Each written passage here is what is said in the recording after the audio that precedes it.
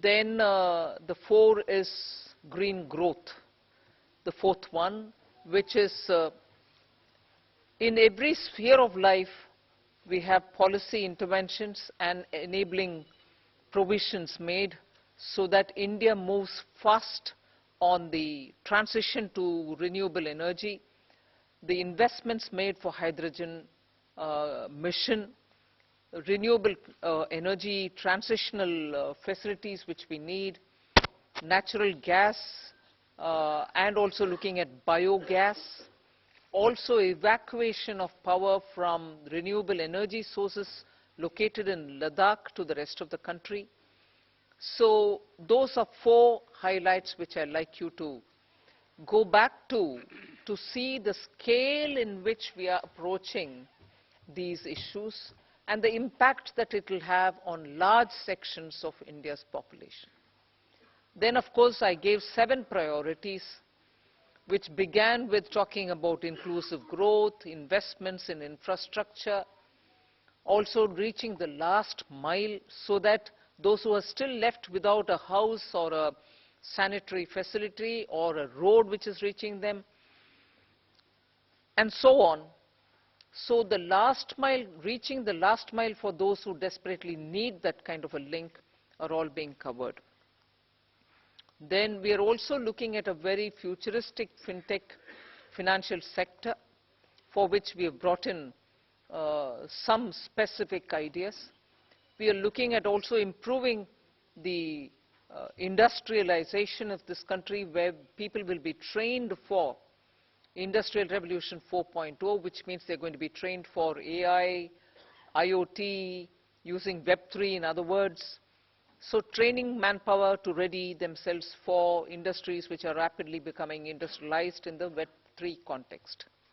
Then digital economy, unleashing the digital power of India in various walks of life, setting up an artificial intelligence research center, Center for Excellence.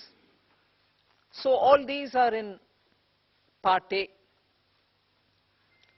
There's a lot of increase in the agriculture credit availability, 20 lakhs being made available for agriculture credit. Also a sub-scheme under the PM Matsya Sampada Yojana, making sure that people living in the coastal areas are going to benefit from it, fishermen are going to benefit from it. Now, if largely the Part A has looked at these, Part B has aimed at rationalizing the customs duties, also making sure personal income tax, after a very long time, has had substantial changes which will benefit the middle class. And also because this country has been waiting for direct taxation to be simplified, also waiting for direct taxation to be a lot more easy in compliance, and therefore the new taxation regime that we brought in for direct taxation 2-3 years ago has now got greater incentives, greater attraction, so that people can unhesitatingly move from the old to the new. Of course, we are not compelling anybody. Those who want to remain in old can still remain there for enough justifications that they can have. But the new one, obviously, is now attractive because it gives greater rebate. It also provides for a simplified and smaller slabs, lower rates of taxation, and also slabs which are nicely broken down. So with all this, I think the budget, I have not gone into specifics, but I thought as an opening remark, this much will be sufficient to say this is a budget which is beautifully balanced, both growth considerations, because the capital investment has never before seen double-digit investment announcements. 10 lakh crore, which includes 1.3 lakh crores being given to states,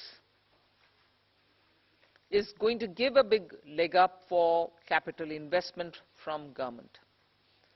So the balancing that I'm talking about is looking at public sector investments, continuing that good tradition of capital investment in infrastructure, and also attending to MSMEs because they are the engine of growth. We've given them relief, we have also given them new access, we have extended and widened the emergency credit liquidity guarantee scheme, also given them back their securities, 95% of it, even if they fail to deliver on contractual promises which were during the COVID pandemic.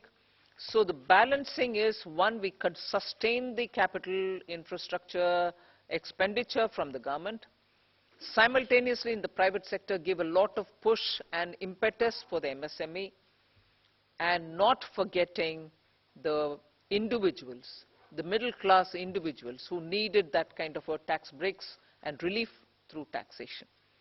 So the large macroeconomic considerations have also been kept in mind. The fiscal consolidation has not been kept in the back burner. We've attended to it. We are respecting the glide path we gave ourselves 2 budgets ago. 6.4 this year fiscal deficit, and the forthcoming year for which the budget is presented now, 5.9% fiscal deficit.